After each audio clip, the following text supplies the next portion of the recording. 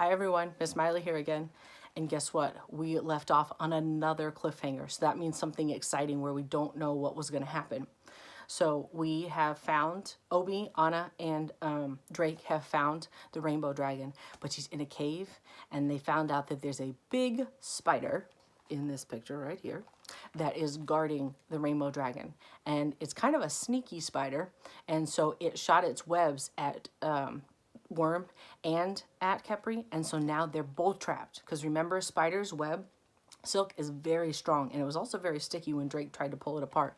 So now Anna and Obi and Drake are trying to figure out what to do because both of their dragons are trapped, and then the rainbow dragon is also trapped. And Obi said that the spider is kind of tricky. So it means that if they ask it to do something, or maybe they ask it for help, it may not do what they want him to do. Okay? So now let's find out. This is chapter 11, and it says, A Strong Connection. Drake, Anna, and Obi stayed hidden behind the rock. So see, they're hidden behind the rock, and there's Kwaku. That's the name of the spider over there. By the clicking sound of the giant spider grew closer as he got closer. Click, click, click.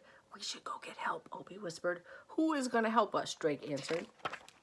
Click, click, click. We can't stay here, Anna said. Kwaku's going to trap us in cocoons too. Obi stood up. His dragonstone was glowing. Obi, get down, Drake hissed. Obi didn't listen to Drake. He stared right at the rainbow dragon. Kwaku spotted Obi with one of his 8 eyes. So look, you can see the glowing from his dragonstone. Now remember, when he first saw it, it was glowing very faintly. So kind of if you were in a dark room and there was just a tiny little bit of light was what it looked like the first time. But now looking at his picture, that looks pretty bright. So that means the connection's getting stronger.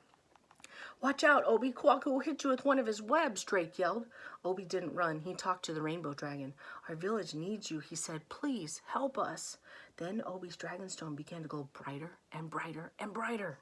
Whoa, Drake told Anna. I've never seen a dragonstone glow like that before.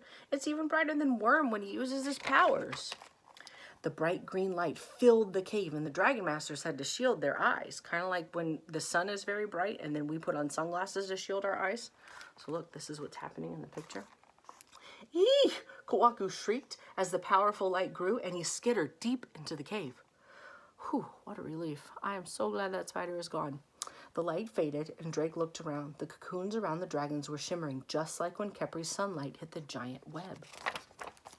The cocoons disappeared, and Drake and Anna ran to their dragons. Anna patted Khepri's head. Worm, are you okay? Drake asked. I am fine, Worm replied. Drake smiled and glanced over at Obi. The new dragon master was standing next to the rainbow dragon. She was free of the cocoon and hovering above the floor. She's so beautiful, Anna whispered. I wish the pictures were in color, because then you'd be able to see all the colors. The rainbow dragon's colorful scales shimmered in the dim light of the cave. She had a long, snake-like body, just like Worm's, and she did not have wings, just like Worm. Obi turned to Drake and Anna. She says it's time to make rain. She wants me to go with her, and Drake nodded. Obi climbed onto the rainbow dragon's back, and then they floated out of the cave, past Drake and Anna and their dragons. Anna nudged Drake. Let's go. They ran outside, followed by Worm and Khepri, and the sun shone brightly in the blue sky. So look, they're waving goodbye to him. The rainbow dragon flew up, up, up above the grassy lands with Obi on her back. I'll meet you back at the village, Obi called down. Obi and the dragon flew higher and higher. Gray clouds appeared in the sky. Then Drake felt one cold, wet drop on his cheek. Rain, he cheered. Chapter 12, Dragons in the Sky.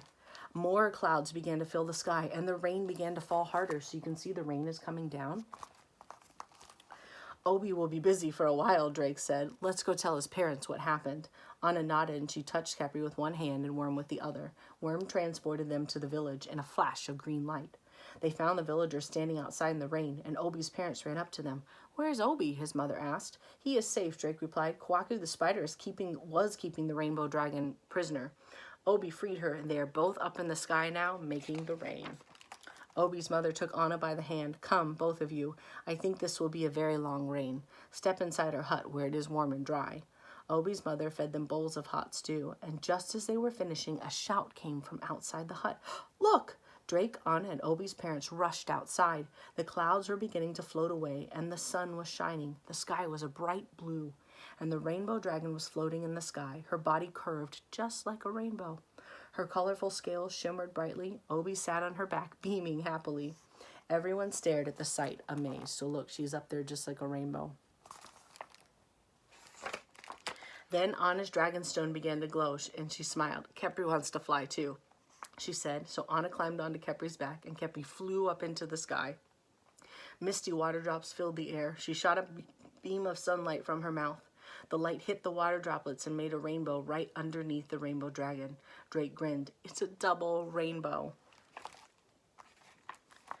Stay tuned to find out what happens in the last two chapters, 13 and 14.